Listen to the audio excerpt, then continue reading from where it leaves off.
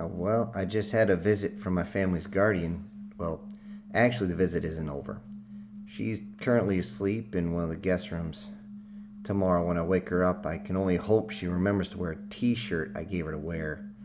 I really do not need another visit from the sheriff because the school bus that stopped right in front of us, for the kid across the street that was, and the bus saw a naked woman standing in the living room waving at the kids.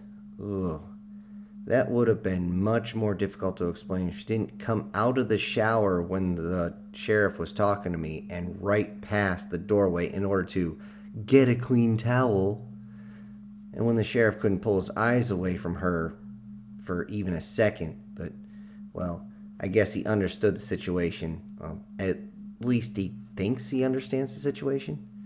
My heart sank to my feet when I realized that she was in view of him and standing right behind me. But when I spun around, all I could see that she was a completely human supermodel reaching into the linen closet.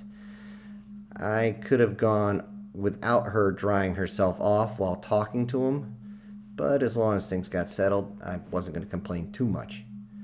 I swear, that woman just loves to torture me any chance she can.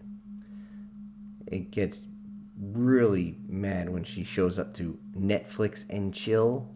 Although I did get her back a little bit when I just grabbed a couple of beers and snacks and proceeded to watch the movie without even making a move. Hell, not even touching her.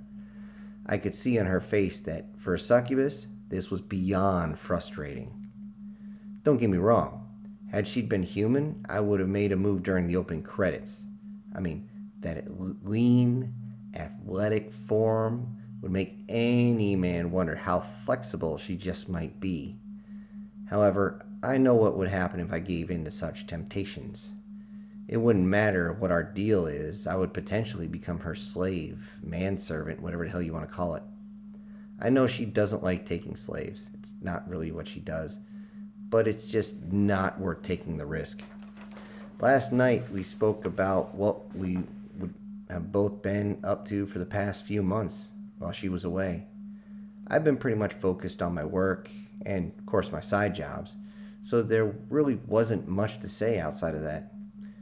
My work may be interesting to me, but for others it's pretty boring. So I just listened to what she'd been up to, and she's been busy. Turns out there's a new fad of summoning demons. I chuckled at this idea since I thought she was just joking. She was completely serious about it, so my attention was immediately piqued and locked onto her. She actually started with, "Thank God for social media. Those idiots will do anything for likes and views, even summon me, or even my mother."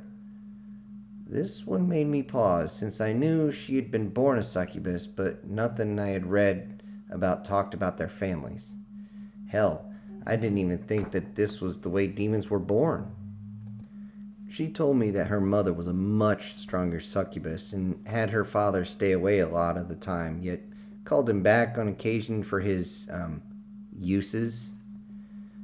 I asked for a picture, so using some sort of magic, she created a 3D image of her mom. She looked like a cross between a true demon and an exceedingly voluptuous woman. Her horns turned down inside and upside down and all this other fun stuff, while her skin was a deep red and the wings and her tail were far larger than my guardian. Instead of the dark green I am used to in her eyes, they were dark blue, like serious dark blue. Again, there was no black pupils in them at all, just like her daughter. The major difference was the long talons on her hands and feet.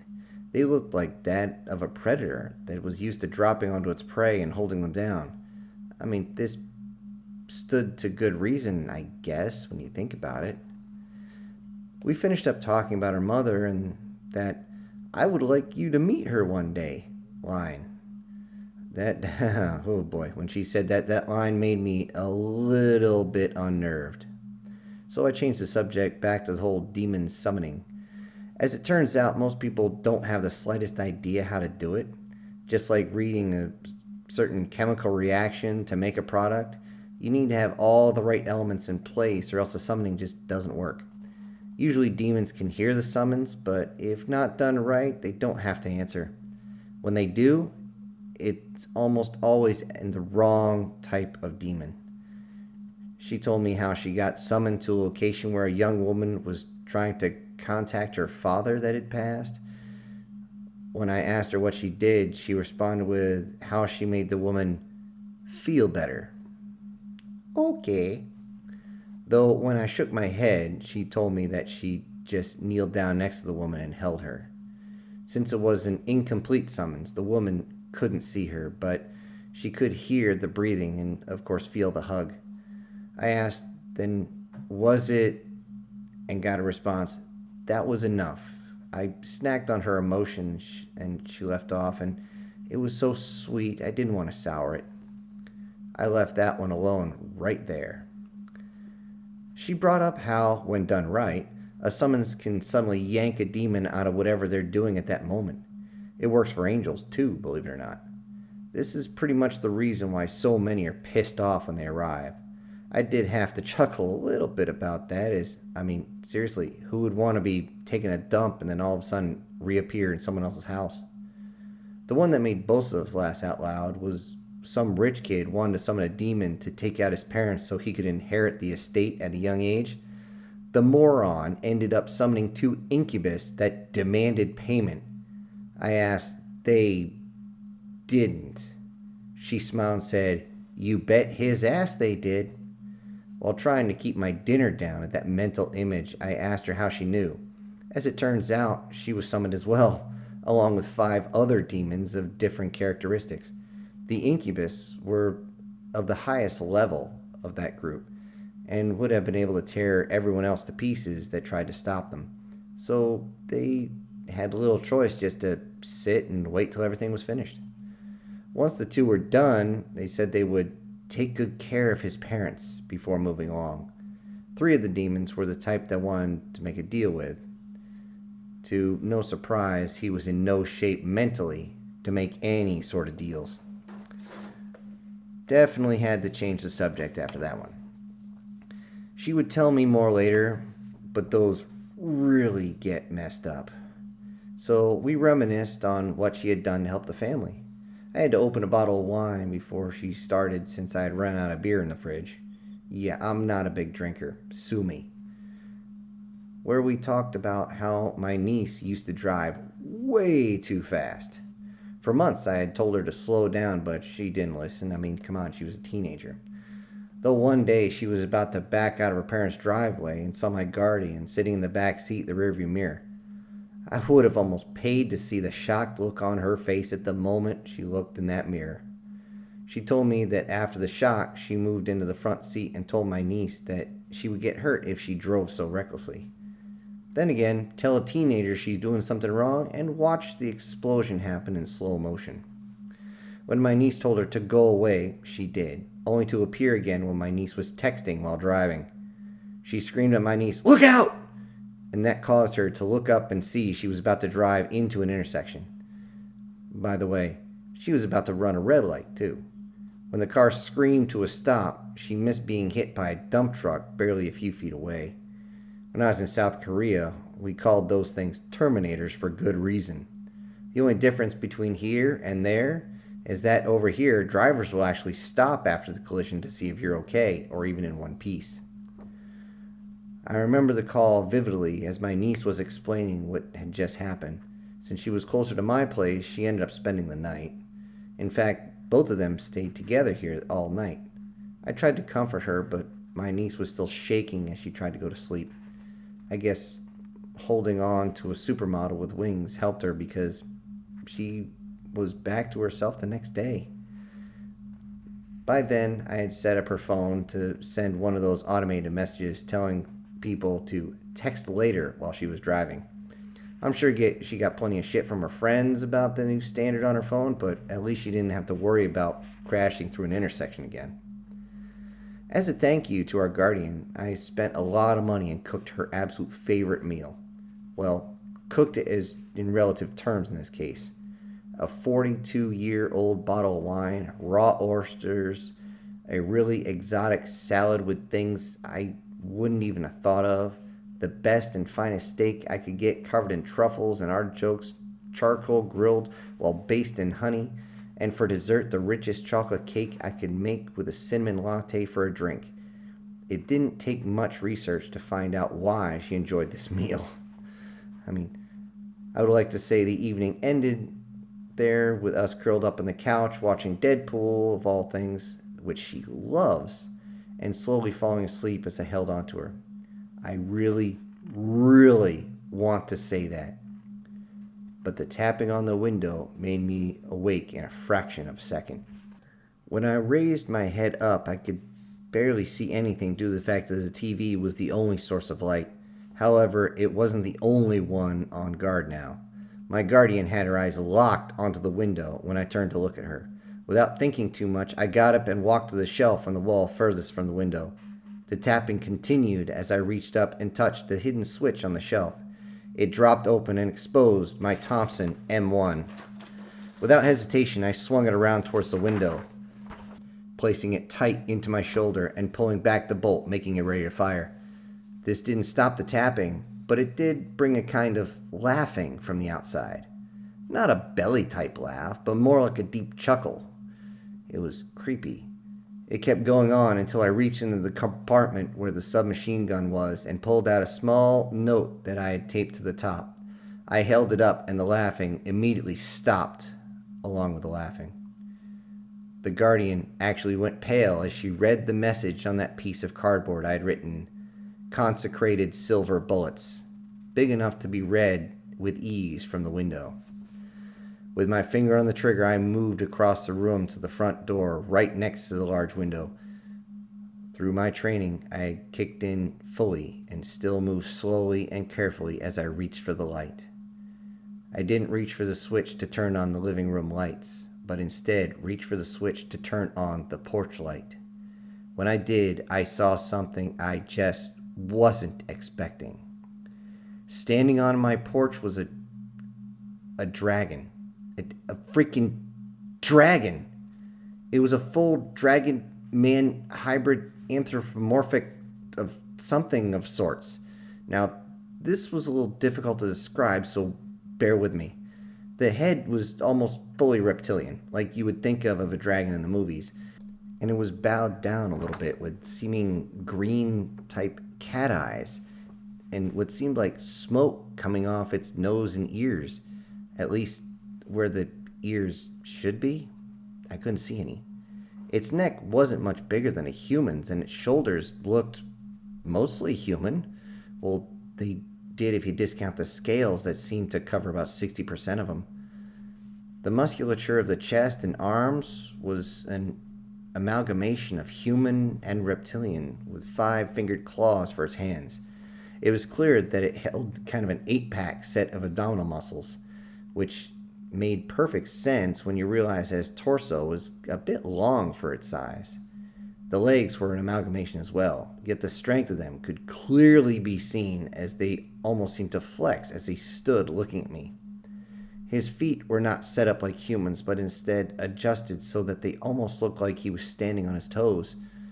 All this with a giant spur on the back of his, I guess you'd say, ankle? I could make out the movement of a tail behind him, similar to my guardian, but the most prominent part were the wings. Oh God, the wings. The wings were so large that they were spread out to fit under the porch ceiling, and yet they still were bent to fit. I still had my weapon up when a female voice behind me started yelling at the top of her lungs to stop. She flipped on the living room light and it reached for the door. I stopped her by grabbing her arm, which seemed to make the dragon thing just a bit agitated. She screamed at me, "Let me go! That's my daddy!" Which, even after all I had seen, truly baffled my mind. When I let her go, she swung open the door and ran into his arms. I was still holding my weapon, but lowered it when this thing hugged her back in a way a loving father does to his daughter. I moved to the doorway, without crossing the threshold, to listen to them talk. I only got a bit of what they were saying, since they kept changing languages. Now, I know a few languages myself, but the way they kept changing languages and dialects made it nearly impossible to keep up. Though I did in the get the gist of it and what they were just trying to catch up a bit from what I could tell. Eventually, they turned to me and she introduced me to him. At least, I think she did, since she was still speaking in a language I didn't know. She stood next to him and motioned in a way that made me think she was talking about me directly. All I could really do was just stand there and wait, so I did. For nearly an hour, I just stood there and listened to them talk, catching a few words and phrases each minute or two. Eventually, they turned and addressed me. She asked me if her father could come inside, but one look at his wings and I knew he was barely even going to get in the door. So I offered him to grab him a couple of beers, which I forgot I didn't have, and grabbed a lighter to start the fire pit. I remembered at that point that I had kept a couple of cases in the basement just for company that I forgot about since I'm not a drinker myself. So I could just grab a full case and call it good. I met them in the back by the fire pit and got it going with a few squirts of lighter fluid. Keeping my M1 slung across my back, I sat down on the opposite side of the fire from the dragon. Unfortunately for me, that meant I got a few good looks at why my guardian's mother wanted him as a mate. It helped that they were both went back to speaking English, or I would have been completely lost again.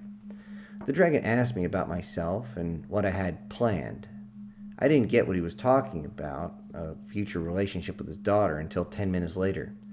I tried to dodge the subject for a while until I was about 4 beers deep. That's when I admitted I didn't have the slightest clue about it since our situation was what it is. He threw me back by saying, "It's normal for slaves to fall in love with their masters. You just have to accept what she is and following her orders. It isn't that difficult to figure out now that you belong to her." She and I looked at each other confused, and I could see the light bulb go off in her eyes.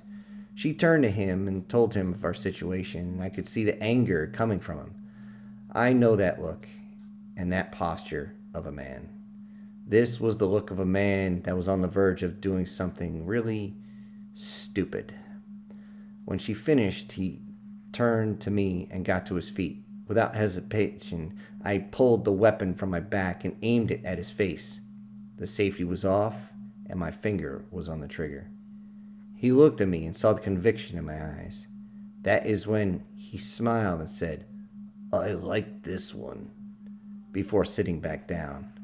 When he did, she told him how that I had given her sanctuary and kept a couple of the other demons off her back. In one case, literally. This seemed to calm him down more, but I was still glad I didn't invite him into the house. The rules for demons are just as solid as the rules of physics, so I knew I couldn't underestimate this guy. The night ended with him saying his goodbyes and giving me the dad look before going away. He was barely got 10 feet off the ground before his body seemingly dissolved in midair. I swear I will never get used to that. My guardian wanted to stay outside and enjoy the night air some more before going to sleep. I agreed and dropped a final piece of wood on the fire before relaxing in the chair, and for the moment, I forgot I still had a succubus with me. Less than a minute later, she had gotten up and climbed into my chair with me. That slender body seemed to curl up like a cat as she nuzzled herself into my arms. While she sat there, I asked her how she got me out of legal trouble. To set the stage, I had a girlfriend a few months that was far too clingy. At first, I thought she was just inexperienced about dating, but I was wrong. Eventually, she tried to move herself into my house, claiming residency, and started demanding that I change everything about the way I live my life to fit her life instead. It all came to a head when she saw me go out for my morning run and she came over to cook me breakfast. I should have known this was bad when she had no ingredients and she said she would make something with what was available. When I came back, not only was breakfast burned and inedible, but she decided to reorganize the entire kitchen. In the process, she broke my blender and my slow cooker was in the trash. Remembering what an old friend told me, I left the room, turned on my cell phone to record, and came back quietly and asked, "What the fuck do you think you're doing?" She tried to play this whole innocent facade until I fished my slow cooker out of the trash and cut my hand on the broken pieces of blender. When I told her she was wrong for doing this while holding the cooker, she cooked the damn thing out of my hand and crashed it on the ground. I told her to get out, and she left screaming about how she was going to get me arrested as she started knocking things around. When she finally left, I pulled out my phone and realized that it had stopped recording after 5 minutes. Oh crap. I cursed as I saved the little bit of recording I had.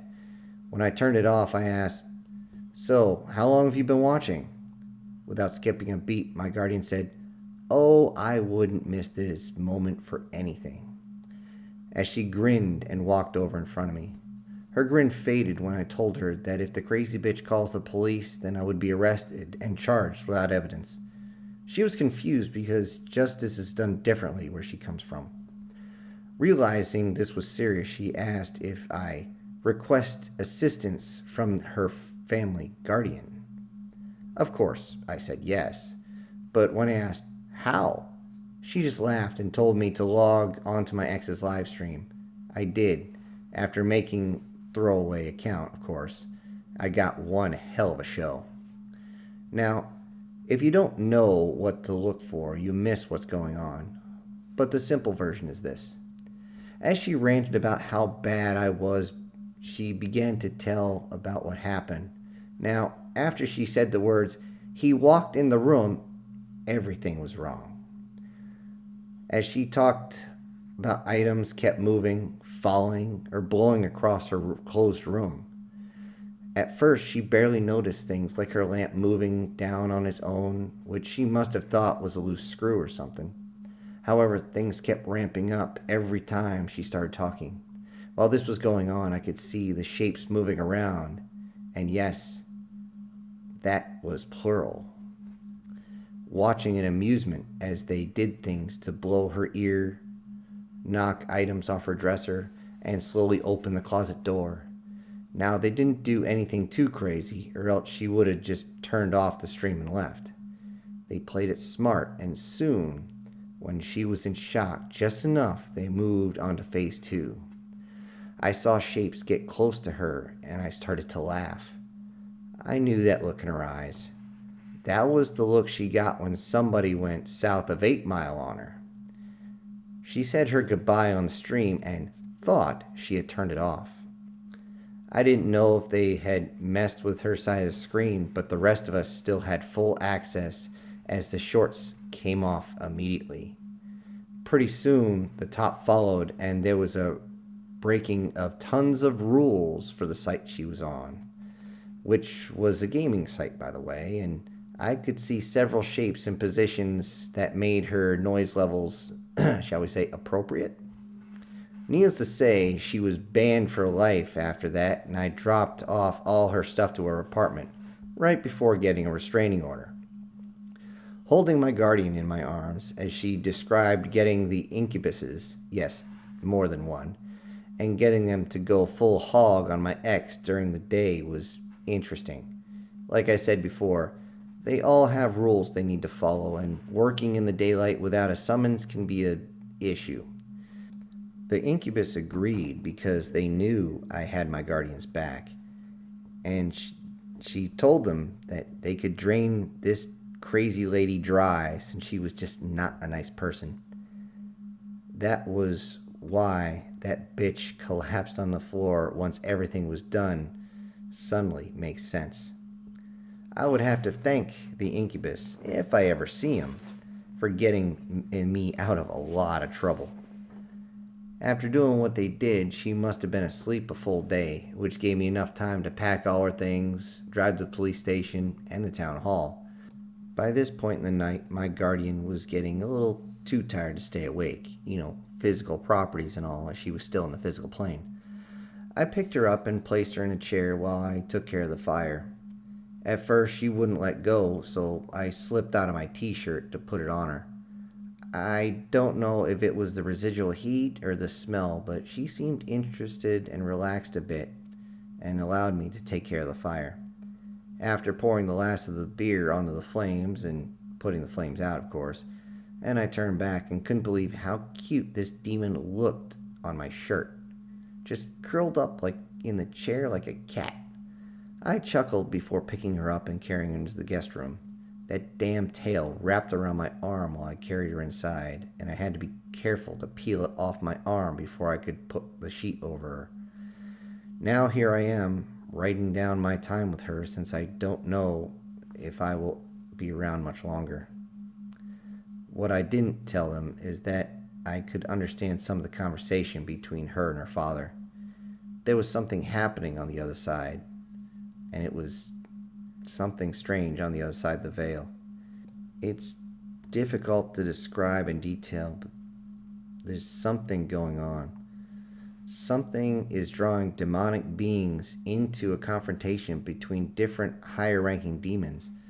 Though I did hear them say something about angels as well, but my grasp on the situation is tenuous at best. All I can do right now is protect my own. I have to, since something keeps activating the motion lights outside. I have my M1 right next to me, and I swapped out the ball rounds of my pistol to something with a little more fire. With all this, maybe I should look into what else I can do to protect the house. Now, if you'll excuse me, I can hear my guardian moving around. I need to go check to see if everything's all right.